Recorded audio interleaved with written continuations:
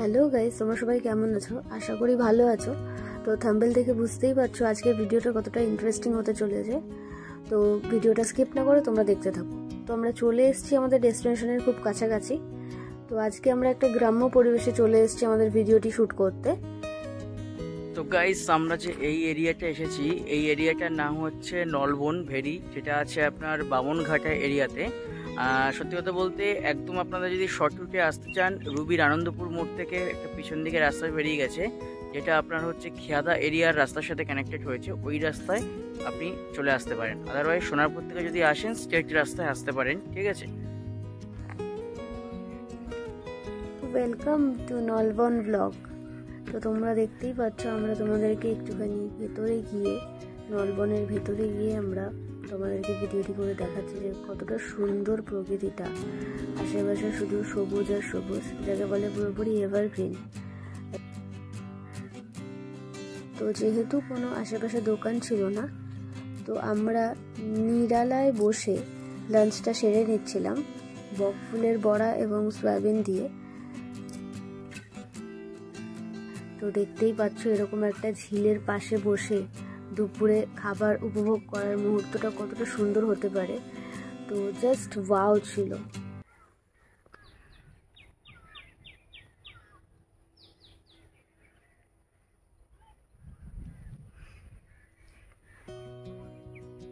ভয় পাচ্ছ?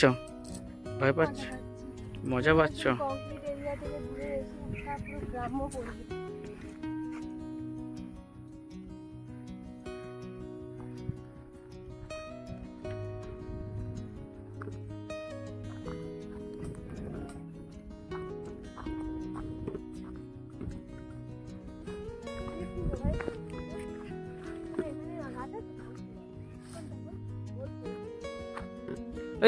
এই খেজুর গাছ ওইগুলো কাটা হচ্ছে, ওইগুলোতে তোমার ইয়ে হবে না গো, ওই রস হবে না ওইগুলো থেকে, কাটা হচ্ছে।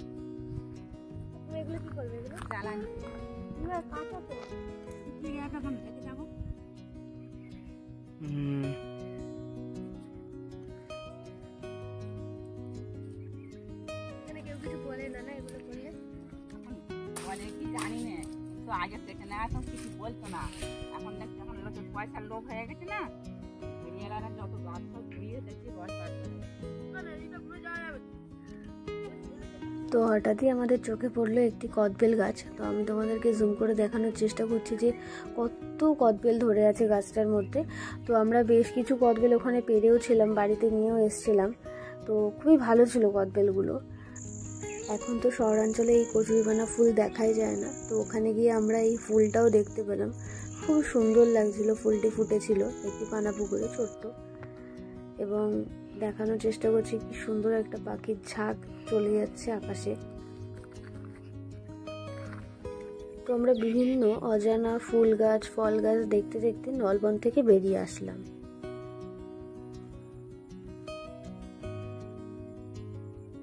তো গাইস, আমরা এখন আছি নলবনে, ঠিক আছে। আর আমার পিছনেই দেখতে পাচ্ছি ছোট্ট মতো বাড়ি, এই বাঁশের সাঁকো দিয়ে যেতে হবে। তো অর্থাৎ আমি দুজনেই এখানে আছি, ঠিক আছে। তো হ্যাঁ, ওই পিছনে গাঁদা ফুল দোপাটি গাছ আছে, আমরা সবই তোমার দেখাবো। আর এই সাঁকোটা এখন খুব সাবধানে, মানে রিক্সি ভাবে পার হতে হবে, ঠিক আছে। তো দেখতে থাকো।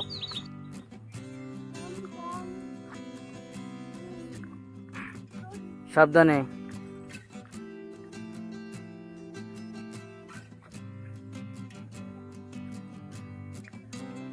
অনেক রিক্সিতে আমরা ভিডিওটাও করছি, এক হাতে জাস্ট ক্যামেরা, এক হাতে ভিডিও, দেখতেই পাচ্ছ। হাতটা কাঁপছে, এমনি দাঁড়িয়ে গেছি, ও পার হয়ে যাক। পাশের সাঁকো দেখো কি অবস্থা, এই দেখো এরকম ফাঁকা ফাঁকা সাঁকো, পা ঢুকে গেলে গল্প শেষ। ওই আরেকজন উইনার ও পাশে দাঁড়িয়ে আছে, পড়ে গেলে একদম জলে। আর আমার তো না ধরেই আমি হাঁটছি, এক হাতে হেলমেট রয়েছে আমার, এক হাতে ব্যাগ।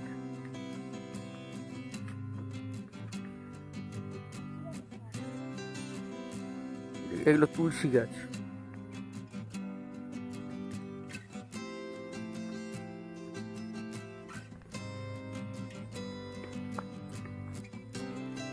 লাল শাক, পালং শাক।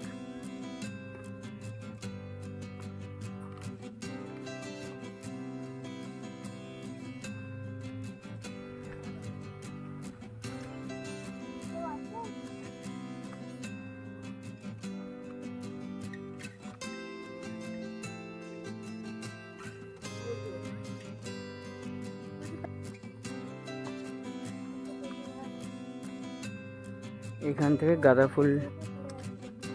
ফুল চাষ স্টার্ট হচ্ছে। কত গাঁদা ফুল এখানে, তুলসী গাছ আর গাঁদা ফুল। এই পাশে হচ্ছে তুলসী, এগুলো হচ্ছে তুলসী আর এগুলো হচ্ছে গাঁদা ফুল গাছ। ঠিক এইরকম দেখতেই পাচ্ছ কত সুন্দর সুন্দর গাঁদা ফুল হয়ে আছে।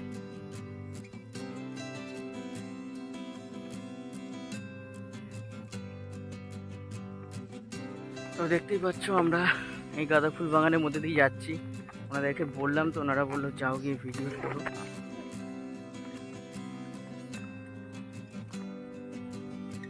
আসো, সাবধানে আসো।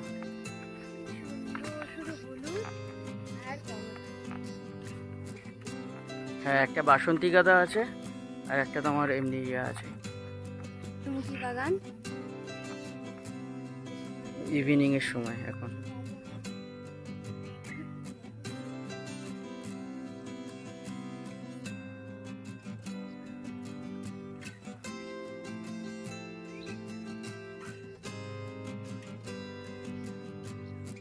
আসতে কিন্তু এই জায়গাটা খুব মানে দেখতে পাচ্ছ, এখান দিয়ে ওনার জলের জায়গা। আসো, সাবধানে আসো, সাবধানে আসো। First good. এটা হচ্ছে দোপাটি ফুল গাছ, এখানে চাষ হচ্ছে, তোমরা দেখো।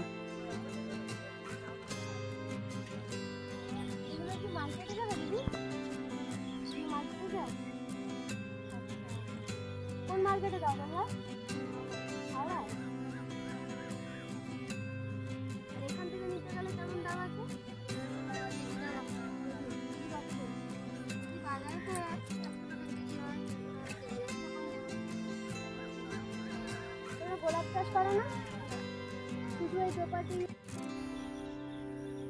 আচ্ছা, ওই দেখো পুচকে বসে আছে একটা।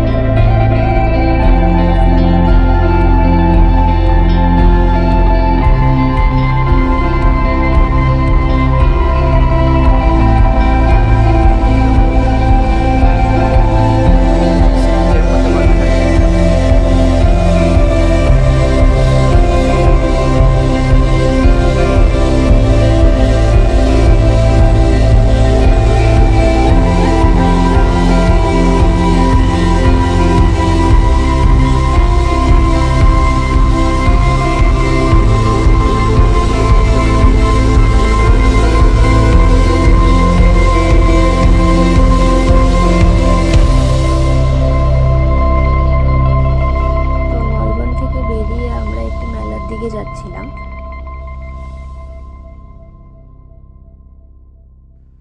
পড়ন্ত বিকেলের এই সূর্যটাকে দেখতে বেশ ভালোই লাগছিল।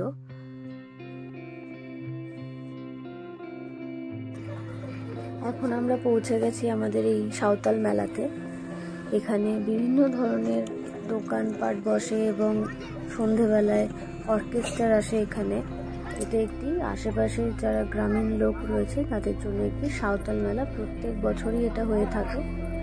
তো আমরা এখানে চলে এসেছি মেলাটা ঘুরতে, এবং এখানে এসে দেখতেই পাচ্ছ কি সুন্দর স্টেজ সাজিয়েছে অর্কেস্ট্রারের জন্য। এই মেলাটা সারা রাত ধরে হয়।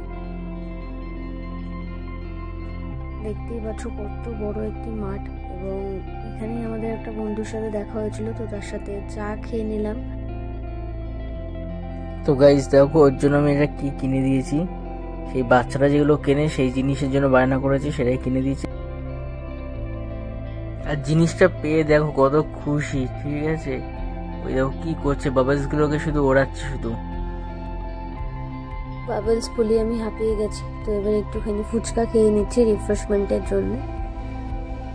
তো অসাধারণ ফুচকাটা ছিল জাস্ট। সঙ্গে যদি এরকম লোভনীয় টক জল হয় তাহলে জাস্ট ফুচকা খাওয়াটা জমে আছে।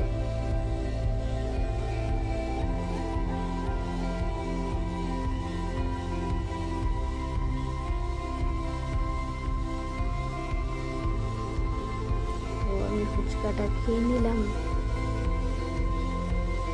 এবার আমাদের বাড়ি ফেরার পালা। অন্ধকার রাস্তা দিয়ে দুধারে সবুজ গাছ মাঝখান দিয়ে আমরা চলে যাচ্ছি।